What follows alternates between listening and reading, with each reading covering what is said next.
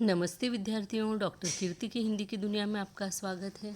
आज मैं आपके लिए कक्षा 12वीं हिंदी युवक भारती इसका 13वां अध्याय विशेष अध्ययन हेतु, जिसके अंतर्गत दिया हुआ है काव्य कनुप्रिया, जिसे लिखा है डॉक्टर धर्मवीर भारती जी ने।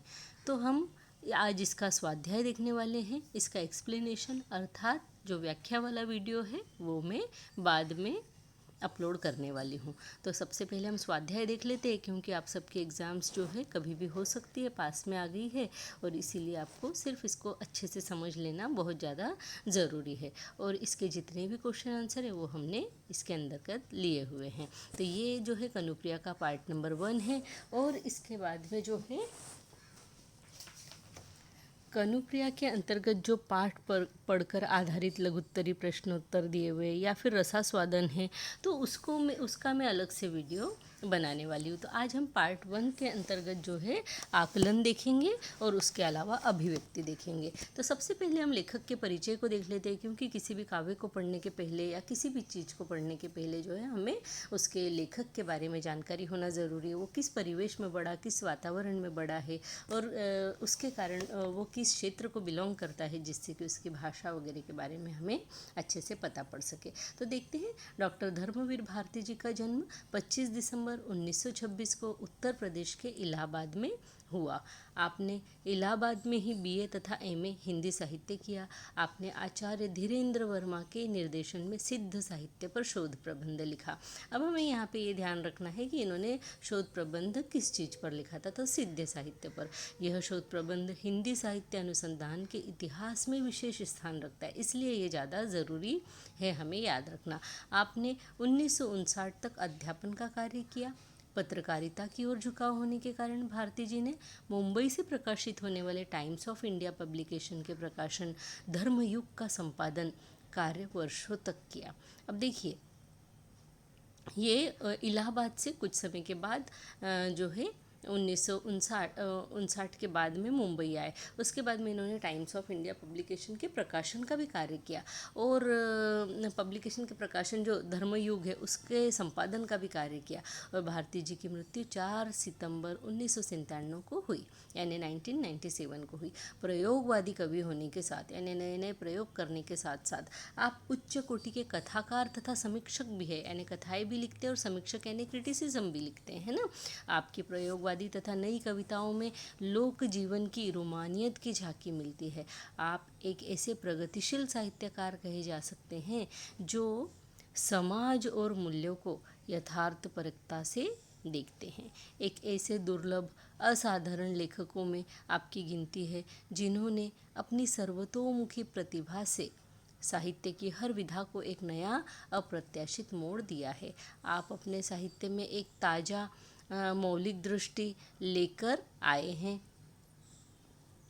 और आपने सामाजिक संदर्भों, असंगतियों, अव्यवस्थाओं को उस दृष्टि से आंका है, यानी उस नज़र से देखा है जो उन असंगतियों और अव्यवस्थाओं को दूर करने की अपेक्षा रखती है, यानी उनको दूर करने का प्रयत्न किया है। आपको पद्मश्री, व्यास सम्मान एवं अन्य कई राष्ट्रीय पुरस्कारों से अलंकृत किया गया है। हमें याद रखना इन्हें कौन कौन से पुरस्कार मिले थे, है ना, ये वाले। और इनके प्रमुख कृतियाँ जो है ये तो आपको अच्छे से याद रखना ही है, जिनमें है गुनाहों का देवता, सूरज का 7वां घोड़ा, ये इनका उपन्यास है, बहुत प्रसिद्ध उपन्यास है। इसके अलावा 7 गीतवर्ष, ठंडा लोहा, कनुप्रिया, ये इनका कविता संग्रह है।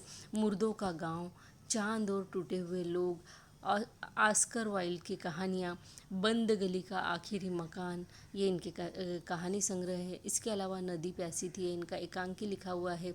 अंधा युग, ये इनका बहुत ही फेमस जो है उपन्यास या काव्य नाटक है। अंधा युग, सृष्टि का आखिरी आदमी, ये इनका काव्य नाटक है ना। सिद्ध साहित्य, साहित्यिक समीक्षा है। एक समीक्षा, मानव मूल्य और साहित्य, कहानी अनकहानी, पश्यंती, निबंध है, ये इन्होंने सब लिखे हुए। कृति परिचय के अंतर्गत हम देखेंगे कि आधुनिक काल के रचनाकारों में डॉक्टर धर्मवीर भारती मूर्धन्य साहित्यकार के रूप में प्रतिष्ठित है। कनुप्रिया भारती जी की अनूठी और अद्भुत कृति है। जो कनु अर्थात कन्हैया की प्रिया अर्थात राधा के मन में कृष्ण और महाभारत के पात्रों को लेकर चलने वाला काव्य। यानी जब हम कनुप्रिया पढ़ते हैं तो हमें महाभारत के युद्ध का जो क्षेत्र है वो, और साथ ही साथ कृष्ण की बाल लीला, कृष्ण की लीला, प्रेम लीला किसके साथ में, राधा के साथ में, इन दोनों का ध्यान रखते हुए इसको पढ़ना है। यानी राधा और कृष्ण का प्रेम, उनका जीवन और उसके साथ साथ में महाभारत का युद्ध। जब हम इन दोनों बातों को ध्यान में रखेंगे तो हमें कनुप्रिया बहुत अच्छे से समझ में आ जाती है। कनुप्रिया कृति हिंदी साहित्य और भारती जी के लिए मील का पत्थर सिद्ध हुई, यानी सबसे उनकी उत्तम कृति है। कनुप्रिया पर समीक्षात्मक पुस्तकें लिखी गई, परिचर्चाएं भी हुई, परंतु कनुप्रिया का काव्य प्रकार अब तक कोई समीक्षक निश्चित रूप से निर्धारित नहीं कर पाया कि यह महाकाव्य है या खंड काव्य, उसे गीति काव्य कहे अथवा गीति नाट्य कहे। परिणामतः कनुप्रिया निश्चित रूप से किसी काव्य वर्ग के अंतर्गत नहीं आती, यह कहना कठिन हो जाता है। और यहाँ पे एक और बात यह है कि धर्मवीर भारती जी ने भी नहीं बताया कि इनका ये जो काव्य है किस क्षेत्र के अंतर्गत, किस चीज़ के अंतर्गत इन्होंने रखा है, इसलिए अभी तक कोई इसको निर्धारित ही नहीं कर पाया है कि ये किसके अंतर्गत, किस काव्य वर्ग के अंतर्गत आता है। कुछ आलोचकों के अनुसार कनुप्रिया महाकाव्य नहीं है। वैसे तो कनुप्रिया में महाकाव्य के अनेक लक्षण विद्यमान हैं, किंतु उनका स्वरूप परिवर्तित है। यानी जैसा महाकाव्य होना चाहिए वैसा ये है, लेकिन उसमें कई ऐसे लक्षण विद्यमान हैं जो इसे महाकाव्य तो बनाते हैं, परंतु वो उसका रूप उन्होंने बदल दिया है। इसके कारण इसे ठीक ठीक बताया नहीं जा सकता कि महाकाव्य है या नहीं। इसमें नायक प्रधान न होकर नायिका प्रधान है। अब देखिए, राधा को इसमें प्रधान बताया गया है, न कि कृष्ण को। तो काव्य में सर्गबद्धता है, यानी सर्गों के अंतर्गत लिखा गया है इसे। परंतु कनुप्रिया आधुनिक मूल्यों की नई कविता होने के कारण इसमें छंद निर्वाह का प्रश्न अप्रासंगिक है ना। इसमें प्रकृति चित्रण अवश्य है, परंतु यह स्वतंत्र विषय नहीं है, उपादान बनकर उपस्थित है। यानी प्रकृति का चित्रण किया गया है, लेकिन उसको इसमें जो मुख्य विषय नहीं बनाया गया है, वह इसका उपविषय है। संक्षेप में कहना हो तो कनुप्रिया में महाकाव्य के संपूर्ण लक्षण अपने शास्त्रीय रूप में प्राप्त नहीं है। जैसे महाकाव्य में होना चाहिए वैसे नहीं है। अब देखते हैं यहाँ पे कि आलोचक ने क्या कहा है। तो आलोचक अर्थात क्रिटिक्स, उनके अनुसार कनुप्रिया में भारती जी ने सर्ग के रूप में गीत दिए हैं, यानी जिसको गाया जा सकता है, परंतु इन गीतों को यदि अलग अलग रूप में देखें तो ये अपने आप में पूर्ण लगते हैं, है ना। ये पूरा एक काव्य न लगते हुए अलग अलग रूप इनके, क्योंकि उन्होंने अलग अलग सर्गों को अलग अलग नाम और उसके अंदर भी कई जो है भाग बना दिए हैं। प्रकृति चित्रण भी अपादान के रूप में ही आता है, उपादान के रूप में ही आता है। इसमें जीवन के किसी एक पक्ष का उद्घाटन नहीं होता, अपितु राधा के मानसिक संघर्ष के प्रसंग व्यक्त हुए हैं। यानी यहाँ पे राधा के मानसिक द्वंद्व को, उसके संघर्ष को बताया गया है। अतः कनुप्रिया को खंड काव्य की कोठी में भी नहीं रखा जा सकता, क्योंकि प्रत्येक चित्र के साथ में वहाँ पे हमें राधा का मानसिक द्वंद्व जो है वो दिखाई देता है। यानी कोई विषय जो उपादान के रूप में भी आता है, लेकिन वहाँ कहीं न कहीं हमें राधा का मानसिक द्वंद्व जरूर से दिखाई देता है, इसलिए खंड काव्य की कोटि में भी नहीं रखा जा सकता। कुछ आलोचकों के अनुसार कनुप्रिया में प्रगीत काव्य के अनेक गुण अवश्य प्राप्त होते हैं। प्रगीत का आवश्यक तत्व वैयक्तिक अनुभूति भी इसमें व्यक्त हुई है। यानी प्रगीत काव्य का गुण क्या है? व्यक्तिगत, यानी पर्सनल अनुभूति, पर्सनल एक्सपीरियंसेस, इमेजिनेशंस ये, अर्थात राधा के भावानुकूल उद्गार जो इसमें हमें दिखाए गए हैं। आदि से अंत तक राधा अपने परिप्रेक्ष्य में कनु के कार्य व्यापार को देखती है कि कनु क्या कर रहा है, कृष्ण क्या कर रहा है। लेकिन कनुप्रिया के गीतों में गेयात्मकता नहीं है, जिसे महादेवी वर्मा प्रगीत काव्य के अत्यावश्यक लक्षण के रूप में स्वीकार करती है। महादेवी वर्मा जी ने कहा है कि प्रगीत काव्य जो होता है उसका सबसे पहला मुख्य लक्षण जो है वो गेयात्मकता है, जो इसमें नहीं है। कनुप्रिया के गीत एक श्रृंखला के गीतों के रूप में ही अर्थ गांभीर्य उपस्थित करते हैं, अतः कनुप्रिया को शुद्ध रूप से प्रगीत काव्य की संज्ञा भी नहीं दी जा सकती। तो कनुप्रिया के रचिता डॉक्टर धर्मवीर भारती ने स्वयं कनुप्रिया को किस काव्य कोटि में रखना चाहिए, इस पर अपना मंतव्य व्यक्त नहीं किया। उन्होंने नहीं बताया कि उन्हें किस भाग में इसको रखना है। वे काव्य की साहित्यिक शिल्प की कोई विवेचना भी नहीं करते। अतः उनकी ओर से कनुप्रिया के काव्य प्रकार का कोई संकेत ही नहीं मिलता। कनुप्रिया में भावों की एक धारा बहती है जो एक कड़ी के रूप में हमें दिखाई देती है। ये कनुप्रिया अर्थात जो राधा है उनका चित्र है, और पीछे जो गौ माता दिखाई गई है वे कृष्ण की है, और देखिए कृष्ण की बांसुरी जो है राधा के हाथ में दिखाई गई है। यानी राधा जो है संपूर्ण रूप से कृष्णमय जीवन जीती हुई हमें चित्र के अनुसार ही दिखती है। तो हम इसके अंदर देख सकते हैं कि राधा जो है एकदम से कृष्णमयी है, और इसीलिए राधा का जो संघर्ष है वो हमें इसमें दिखाई दिया। इस कविता के अंतर्गत जो है राधा ये मानने को तैयार ही नहीं है कि कृष्ण जो है युद्ध क्षेत्र में भी नायकत्व की भूमिका निभा सकते हैं, क्योंकि उसने तो कृष्ण का जो है प्रेम का रूप ही देखा है, प्रणय का रूप ही देखा है, इसलिए वो उस बात को मानने को तैयार ही नहीं है। तो उसका अवचेतन मन और चैतन्य मन यानी कि कॉन्शियस और अनकॉन्शियस जो उसका मन है, वो चित्त जो है वो आपस में एक दूसरे के साथ में बात करते हुए हर एक प्रश्न का उत्तर देता रहता है। तो आइए अब हम इसके स्वाध्याय को शुरू कर देते हैं। आकलन के अंतर्गत आपको पहला क्वेश्चन उसके अंतर्गत दिया है, कृति पूर्ण कीजिए।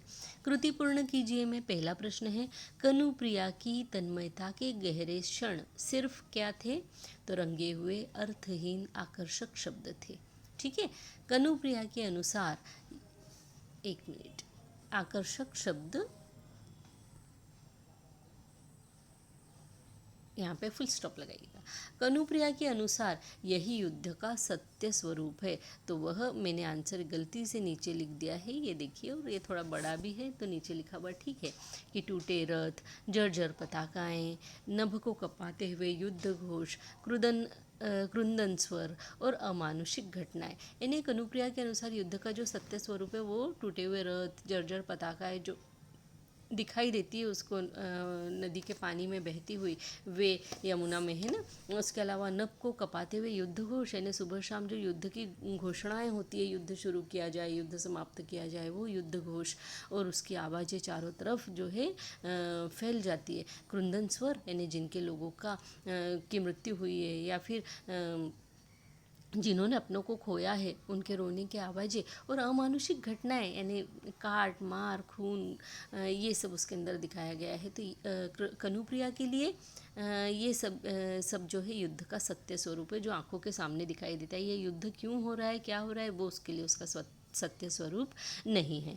अब हम तीसरा प्रश्न देखते हैं कि कनुप्रिया के लिए वे अर्थहीन शब्द जो गली गली सुनाई देते हैं, तो वे शब्द है, ये ऊपर वाला है ना, यहाँ पे मैंने जैसे गलती से ये ऊपर नीचे हो गया है, ये यहाँ पर मैंने ये वाला उत्तर यहाँ लिखा हुआ है, और वो है कि कर्म, स्वधर्म, निर्णय और दायित्व। तो इस प्रकार से आपको थर्ड वाले का आंसर यहाँ पे दिख जाता है। तो यहाँ पे कनुप्रिया बोलती है कि ये जो कृष्ण बोलते हैं कि कर्म, स्वधर्म, निर्णय, दायित्व, इन शब्दों का जो उपयोग तुम करते हो, और ये जो अर्थ, मेरे लिए तो ये सारे शब्द अर्थहीन है, इसका मेरे लिए कोई अर्थ ही नहीं है, मेरे लिए ये सब चीज़ें कोई मायने नहीं रखती, मेरे लिए सिर्फ मायने रखता है तो वह प्रेम और तुम्हारे साथ बिताए हुए तन्मयता अर्थात एकांत के वे क्षण जिसमें तुम मुझसे प्रणय की बातें किया करते थे। यही बात इसके अंदर कनुप्रिया के अंतर्गत हमें विशेष रूप से बताई गई कि कनुप्रिया जो है कृष्ण के साथ एकांत में बिताए हुए क्षणों को ही याद करना चाहती है, उसके प्रणय को ही, प्रणय से भरी हुई बातों को ही याद करना चाहती है, उनके आपसी प्रेम को याद करना चाहती है। वो मीठी मीठी बातें उसको बड़ी अच्छी लगती है जो कृष्ण उससे किया करते हैं।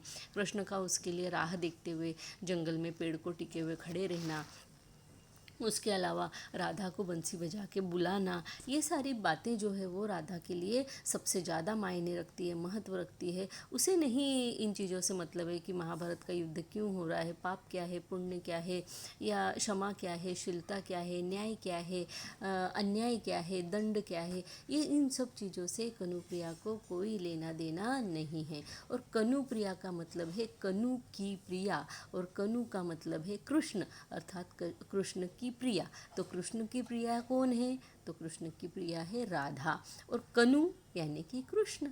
ठीक है, तो इस तरीके से आपको मैं साथ साथ में इसका थोड़ा बहुत जो है एक्सप्लेनेशन देती चली जा रही हूँ, ताकि स्वाध्याय जब आप पढ़ रहे हैं मेरे साथ में, तो आपको ये समझ में आ जाए कि ये आंसर ऐसे क्यों आए हुए हैं। ठीक है, तो बस आपको मैंने बताया जैसे कृष्ण है राधा से प्रेम करते हैं, और जो उनका जो युवा अवस्था है उसमें वे राधा से प्रेम करते रहते हैं, लेकिन एक समय ऐसा आता है कि जब वो देखते हैं कि महाभारत का जो युद्ध हुआ है, मतलब जो कौरव और पांडव है उनके बीच की जो परेशानियां हैं उनको देखते हुए वे पांडवों को जो है समझाते हैं कि अब युद्ध जो है बहुत ज़रूरी हो गया है, और इस युद्ध की ज़रूरत क्यों है, इस चीज़ को वो अर्जुन को समझाते हुए और उस युद्ध का नायकत्व जो है स्वीकार कर लेते हैं, अर्थात अर्जुन का जो रथ है उसके सारथी वे बन जाते हैं, और अर्जुन जो है यहीं पर वे गीता का उपदेश भी देते हैं।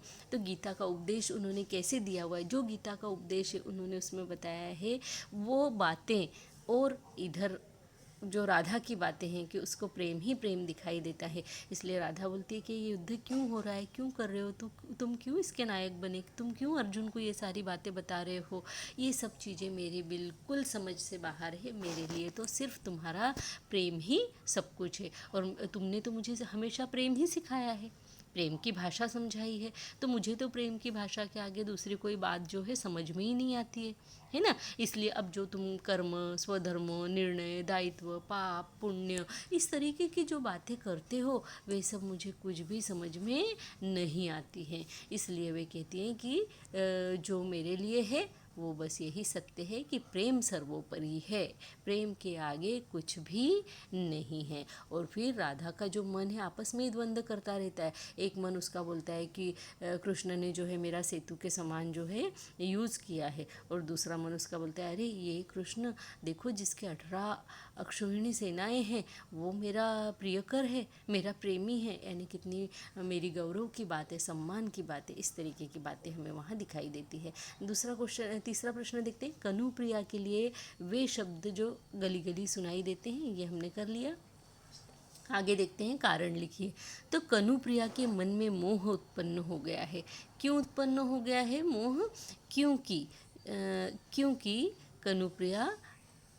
कनु कृष्ण के द्वारा समझाया जाना कनुप्रिया को बहुत अच्छा लगता है, यानी कनुप्रिया के मन में इस चीज़ की लालच पैदा हो गई है कि कृष्ण जो भी समझाते वो उसको बड़ा अच्छा लगता है, तो वो बोलती महाभारत का जो युद्ध में तुम नायक बने हो ना, तो उसकी कहानी भी तुम मुझे समझाओ, क्योंकि तुम्हारे मुंह से सुनी हुई हर बात मुझे बड़ी अच्छी लगती है, तुम जो समझाते हो मुझे हर बात समझ में आती है और अच्छी लगती है। इसलिए वो चीज़ें जो युद्ध वगैरह जो उसको पसंद नहीं है वो भी कृष्ण के मुंह से सुनना चाहती है, ताकि कृष्ण उसके पास रहे, उससे बात करे।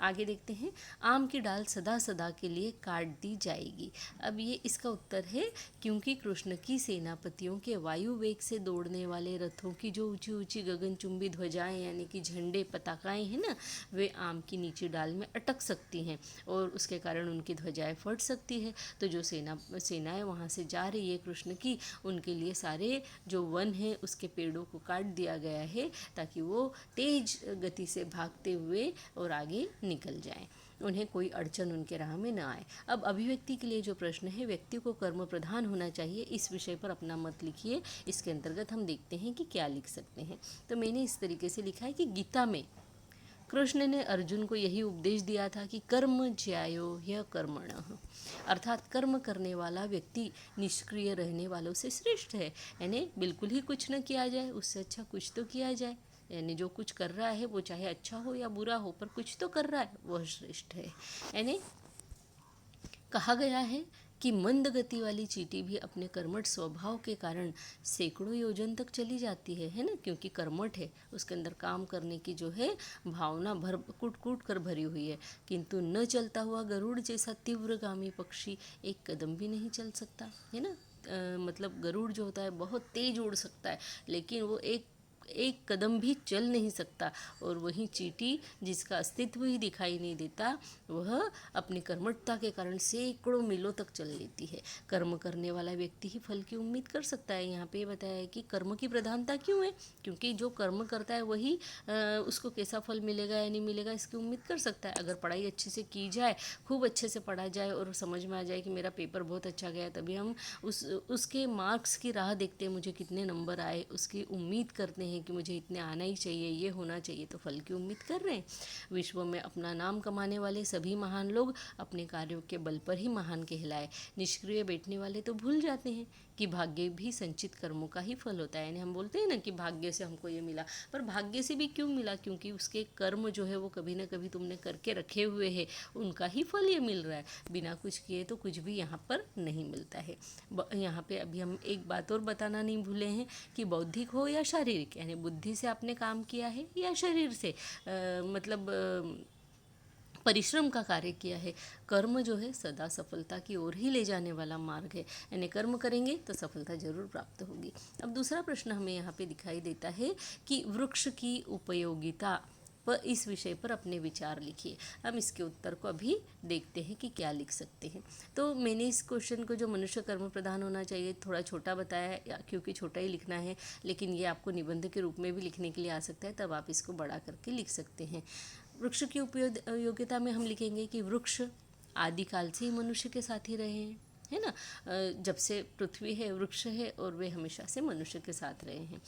इनके कारण ही हमारी पृथ्वी हरी भरी है और हमारा जीवन जो है वो खुशहाल है। वृक्ष कार्बन डाइऑक्साइड को सोखते हैं और ऑक्सीजन को छोड़ते हैं, जो हमारे लिए बहुत ज़्यादा ज़रूरी है। ये हमारी प्राणवायु है, इसीलिए वृक्ष हमारी सांसें हैं, ये हम कह सकते हैं। प्राचीन समय में मनुष्य जंगलों में रहता था और जंगली जानवरों से अपनी सुरक्षा के लिए वह पेड़ों पर अर्थात वृक्षों पर घर बनाया करता था। और जंगली जानवर भी या पंछी भी जो कि दूसरे जंगली जानवरों से बचना चाहते हैं, वे भी अब उनके भी घर जो है पेड़ों पर ही हुआ करते थे। वृक्षों से हमें प्राणवायु मिलती है, अन्न मिलता है, फल मिलता है, शुद्ध हवा मिलती है, और सबसे अधिक ज़रूरी यानी वर्षा की प्राप्ति होती है। क्योंकि यदि वर्षा न हो तो पृथ्वी पर सभी चीज़ों का अंत जो है वह निश्चित है। यानी वर्षा होगी तभी पेड़ पौधे होंगे, हरियाली होगी, अन्न धान्य होगा, सांस लेने के लिए शुद्ध हवा होगी। अगर ये नहीं होगी तो हमारा अंत निश्चित है। और वर्षा लाने में पेड़ का जो महत्वपूर्ण भूमिका है तो उसे हम भूल ही नहीं सकते। पेड़ प्रकृति की देन है, प्रकृति प्रदत्त यह हमें दिया हुआ धन है, जिसका कोई विकल्प हो ही नहीं सकता। आप हवा के कोई दूसरा विकल्प ला सकते हैं? हरियाली का कोई दूसरा विकल्प हो सकता है? कार्बन डाइऑक्साइड को सोखने वाला कोई दूसरा विकल्प हो सकता है? नहीं हो सकता। पेड़ों से अच्छा दूसरा कोई विकल्प ही नहीं है। एक बार लगाया हुआ पेड़ कई पीढ़ियों को लाभ पहुंचाता है। भारतीय सभ्यता और संस्कृति में प्राचीन काल से ही वृक्षों की पूजा की जाती है। यानी हमारी संस्कृति देखिए कितनी महान है कि हम भारतीय लोग जो है वृक्षों की महानता को, उसके महत्व को समझते हैं, और इसीलिए हम हर उस चीज़ की पूजा करते हैं जो हमारे जीवन के लिए ज़रूरी है, जो हमारे लिए उपयोगी है। इसीलिए भारतीय संस्कृति और सभ्यता में कई चीज़ों की पूजा की जाती है। उसमें पशु पक्षी और प्रकृति से संबंधित कई चीज़ें आ जाती है, जो वृक्षों के प्रति हमारी कृतज्ञता का सुंदर उदाहरण है। यानी कि हम वृक्षों के प्रति यहाँ पे हमारी कृतज्ञता यानी उपकार को प्रकट कर रहे हैं कि तुम हो तो हम हैं, है ना। अतः वृक्ष हम पर नहीं, पर हम अवश्य ही हमारा जीवन अवश्य ही जो है वृक्षों पर निर्भर है। इसलिए इनकी उपयोगिता हमारे जीवन में कई गुना बढ़ जाती है। विद्यार्थियों, आपको मेरा ये वीडियो कैसा लगा कमेंट बॉक्स में लिखकर मुझे ज़रूर से बताइएगा। और ये जो दूसरा भी टॉपिक है वृक्ष की उपयोगिता, ये आप इसको निबंध के रूप में भी लिख सकते हैं, इसलिए मैंने इसको थोड़ा बड़ा लिखा है। जबकि कर्म की प्रधानता, इसको मैंने थोड़ा छोटा लिखा है क्योंकि मुझे लगा कि ये छोटा चल जाएगा, इसको आप बड़ा करके बाद में लिख सकते हैं। तो आपको ये वीडियो कैसा लगा मुझे ज़रूर से कमेंट बॉक्स में लिख कर बताइएगा। आपके कमेंट्स के जल्दी से जल्दी उत्तर देने का मैं प्रयत्न करती हूँ। मेरे इस चैनल को ऐसे ही देखकर आगे मत बढ़ जाइए, मेरी आपसे रिक्वेस्ट है, मेरी ये प्रार्थना है कि मेरे इस चैनल को लाइक कीजिए, सब्सक्राइब कीजिए, हो सके तो अपने फ्रेंड्स के साथ में शेयर भी ज़रूर कीजिए, क्योंकि मिल बांट कर पढ़ने से ज्ञान बढ़ता है, कभी भी कम नहीं होता। इस बात को हमेशा से ध्यान में रखिए। और इसका पार्ट 2 मैं जल्दी ही डालने वाली हूँ, उसके लिए तैयार रहिए। उसकी लिंक मैं पार्ट 1 और 2 की साथ में दे दूँगी, डिस्क्रिप्शन बॉक्स में आप देख सकते हैं। और जो मेरी प्लेलिस्ट है उसमें आप 12th की प्लेलिस्ट निकालेंगे तो उसके अंदर आपको सारे वीडियोज़ मिल जाएंगे। इसीलिए मिल बांट कर पढ़िए और सब फ्रेंड्स को बताइए कि चैनल पे आपको सभी तरह के प्रश्न जो है उपलब्ध हैं। और इसका एक्सप्लेनेशन का वीडियो मैं बाद में डालने ही वाली हूँ। इसी के साथ में धन्यवाद, नमस्ते।